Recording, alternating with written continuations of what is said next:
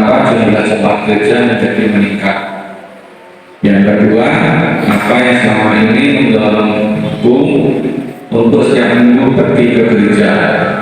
Ketiga, apakah kegiatan doa lingkungan, pertemuan lingkungan, wawancara lingkungan menarik minat seluruh umat lingkungan untuk terlibat dan mengapa.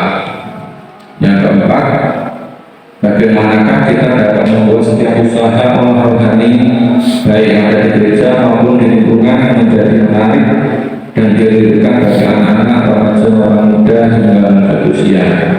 Dan mungkin bagi bapak-bapak, ibu atau adik-adik yang ingin sharing berbagi cerita, dipersilakan.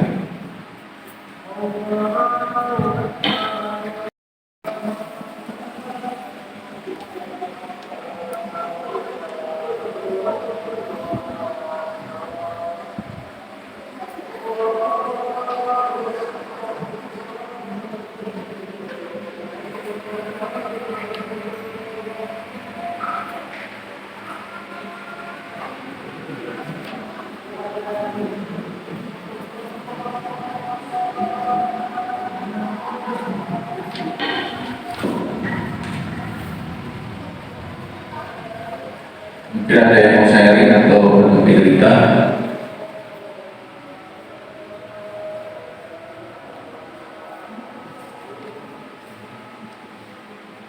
Mungkin saya awali dulu, nanti semoga setelah saya sharing nanti ada yang mau ikut sharing ya. Jadi ini menarik mengenai iman yang diungkapkan dan dirayakan. Ini benar-benar terjadi dalam kehidupan saya.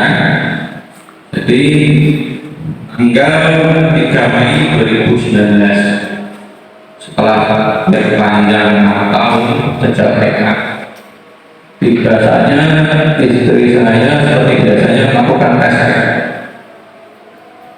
Bulan-bulan sebelumnya hasilnya selalu negatif. Jadi saat itu jam 5 subuh istri saya karena telat menstruasi diam-diam melakukan tes. Saya tahu pura-pura tidur karena saya takut hasilnya kecewa seperti sebelumnya. Kemudian setelah itu saya kembali ditaruh tesnya di meja rias itu ya. Saya pura-pura tidur tidak mau tahu sampai jam 7 waktunya kerja. Saya ingat garis 2 tenang rasanya kosong berjalan. Saya pikir semuanya akan berjalan mudah waktu. Kemudian 2 hari mau periksa dokter ahli ayat betul. Saya benar-benar masih muda. Uang sudah disiapkan, segalanya sudah bisa berjalan lancar sampai dalam harian. Oh iya, ini benar hamil. Setelah penelitian tahu hamil. Selanjutnya tapi belum ada benihnya. Jadi masih kelihatan satu kali saja. Disuruh balik seminggu lagi. Oke, tapi tidak ada masalah ya. Pokoknya doa aku supaya lancar. Seminggu balik tidak ditemukan jadinya. Dikhawatirkan kandungan namanya apa ya? Anggur. Istilahnya dia kandungan kosong ya. Anggur. Itu dia. Nah, sebenarnya ini dikhawatirkan cuma kandungan palsu. Kalau palsu berarti harus dikurek. Sedih namanya. Apalagi kalau boleh saya bisa membayangkan sampingnya saya kayak apa gitu ya. Saya bilang masih saya pokoknya kalau ini gagal kita pokoknya tidak akan punya anak lagi. Selesai sampai sini. Iya. Karena saya tidak mau meninggal, istri saya menderita. Oke, dan kembali 10 hari saya cuma ingin dan saya harus melihat satu titik kecil pun sebagai bukti ini beneran bukan kandungan palsu. 10 hari itu penuh siksaan kali, benar-benar kakak, gak enak, itu gak enak. Tapi saya tetap berusaha dan kuat. Bayangannya kuat, saya kayak dari nangis. Yang saya ingat waktu itu doa sama Rosario sudah 9 hari berturut itu ya. Dan 2 hari sebelum berangkat saya ambil salib Yesus ini. Ini saya letakkan di meja. Saya bersimpuh, Tuhan Yesus Kristus, bila Kau izinkan anak ini menjadi untuk kamera, saya bersumpah akan mau dibaptis Krisma. Tolong. Nah, flashback sebelumnya saya pernah menertawakan istri saya yang bilang suatu waktu Koko pasti akan baptis Krisma. Saya bilang tidak akan mungkin. Saya orangnya tidak religius. Saya cukup baptis saja karena merupakan prasyarat untuk menikah. Saya tidak akan Krisma apapun yang terjadi karena saya belum siap. Tapi rupanya sebenarnya Tuhan sudah menentukan jalan ini.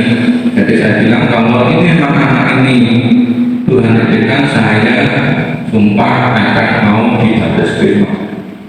Besoknya berangkat di dokter Maria membawa saudara dan sakingnya banyak sekali supaya nanti waktu di RSG bisa kelihatan ya.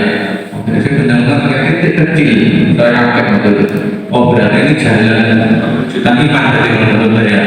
Saya tidak punya iman tapi belum mewujudkan secara nyata. Dan bilang oke, anak ini berarti benar sudah memberikan, akan saya penuhi janji saya baptis Krisma. Nah sejak itu langkah semuanya. Tanggal 3 Mei, tanggal 6 periksa, tanggal 18 dinyatakan belum, tanggal 28 Mei yang menyatakan memang bayi. Semuanya sudah lancar sampai lahir, tapi sayangnya tertunda semuanya karena pandemi. Tertunda 2 tahun ternyata kali ya. Setelah tertunda 2 tahun, akhirnya bisa diterima. Puji Tuhan. Jadi kita ya, ada yang mau sharing silakan. Itu cuma yang saya ucapkan bagaimana cita iman saya.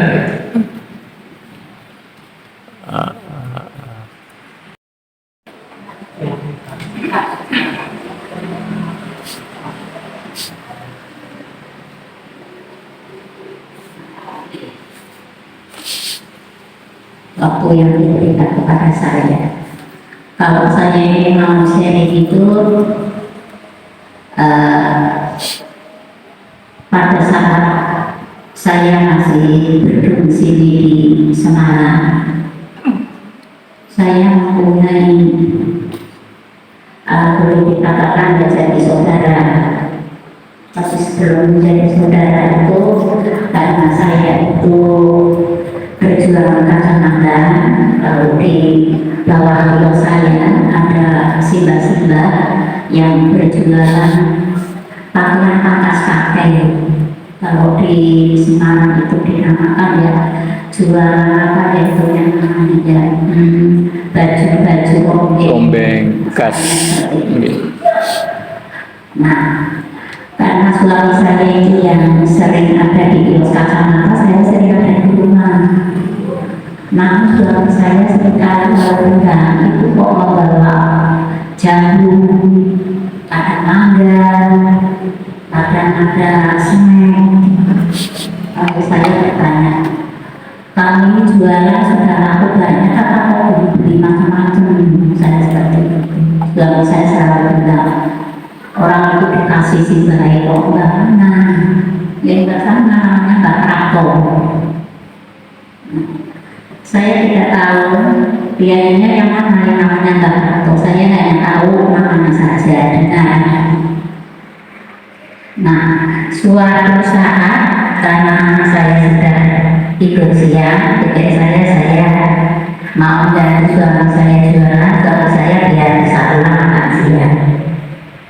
Di situ saya tahu kalau di samping tempat jualan saya itu sebetulnya ada yang namanya Mbak Prato itu. Makanya saya jadi melihat, oh orang jual rombongan yang selama ini berbagi memberi sesuatu pada saya. Tapi waktu itu ya saya ya mengucapkan terima kasih atau mengucapkan apa. Saya masih agak cuek-cuek saja. Orang tidak beriman. Yang saya paham, si Mbak ini hampir setiap hari, kecuali hari Sabtu dan Minggu, si Mbak ini memang depan rumah saya mengambil bongkongan. Jadi pakaiannya itu dibongkok pakai kain takla, digendong. Ternyata itu dititipkan di rumah sebelah saya. Jadi kalau pagi beliaunya ambil lalu jualan. Dengan berjalannya waktu saya pikir saya ini kok sombong ya, suka diberi orang, saya merasakan ya. Tapi saya tidak pernah berterima kasih karena saya melihat orang lain kok kayak gitu ya. Saya melihatnya seperti itu. Namun dengan berjalannya waktu saya pikir-pikir, saya ini orang apa ya?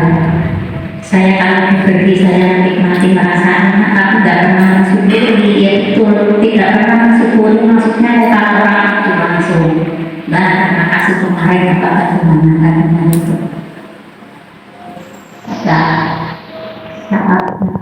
yang tidak lagi ada yang saya lakukan di situ, saya sudah sekian lama berpikir kalau ketemu saya tidak akan gengsi, saya mau bertanya, mengucapkan terima kasih.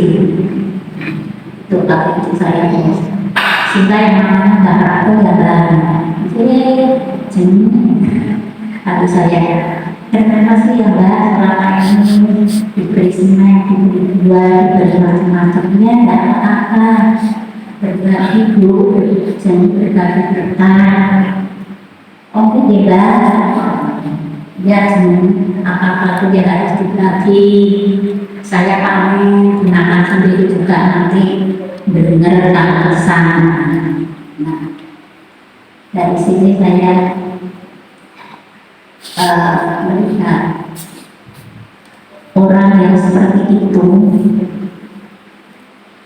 masih mau berbagi. Kok saya ini kok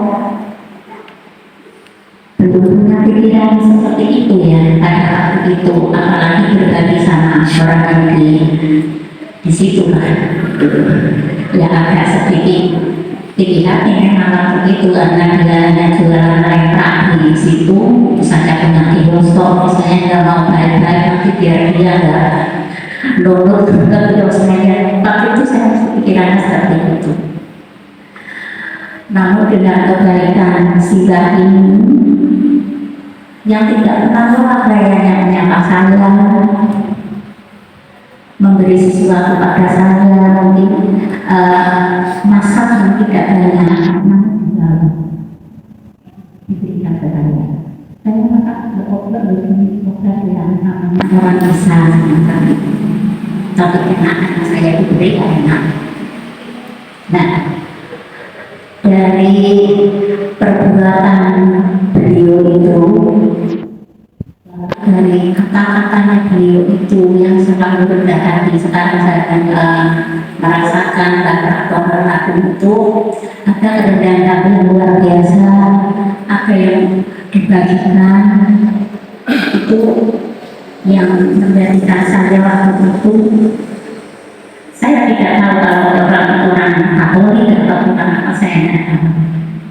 Yang saya tanya waktu itu, Mbak, ini sudah